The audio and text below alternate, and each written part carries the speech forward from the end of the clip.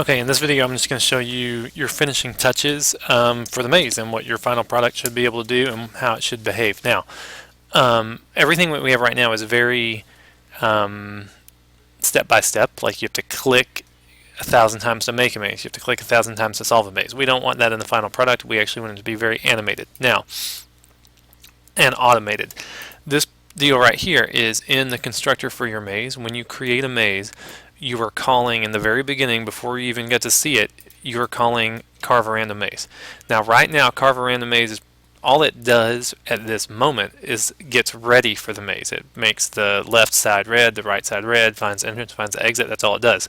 What I want you to do is after it does that, then I want you to repeatedly call step carve in a loop so that you don't wait for them to press the button to call step carve. So they call it, this will call it in a loop and it'll do its thing.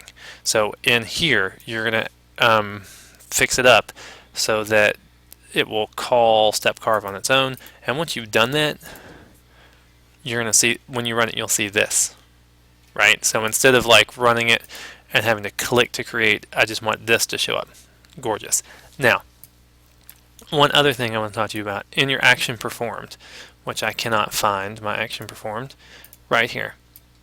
When they hit reset, like I said, I don't want this to call step carve. Step carve is all going to get called from the carve a random maze. So when they hit reset, I want you to, this is kind of crazy, these two lines of code are magic.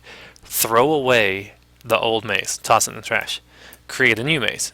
Creating the new maze will call the carving and all that, and it'll be beautiful. So what's going to happen is when they hit reset, it'll throw it away, make a new one. Throw it away, make a new one. So you could all day just sit here and have this gorgeous maze party, right?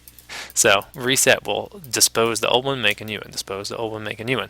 Now, FYI, you want also, when we are done with this, what we want to do is, hang with me, we want to actually be able to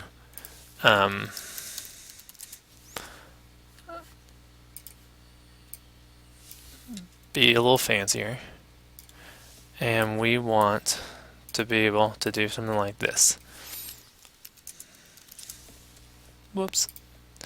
When you run it, you could have a 10 by 13 if you wanted to. So you could have a 15 by 16 if you want. You could have a 10 by 12. Now, so you should be able to handle dimensions. It doesn't have to be a square maze. It should be able to handle whatever you give it. And then here we go. When we're going to say solve, one last thing you want to fix is I don't want to have to hit solve 1,000 times to make it solve. I just want to be able to hit it once, and it will use a loop. Oh, look at that! Not a single rogue dirt. Genius. It'll just solve it in a loop until it gets done.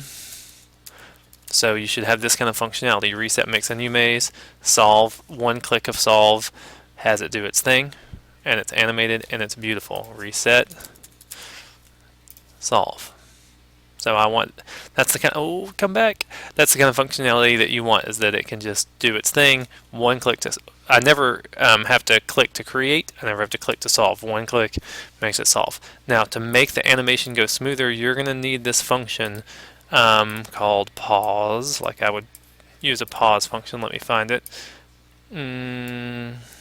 Pause. I don't know if I did not put that in your maze frame. You want it. So it basically just pauses it and then goes to town.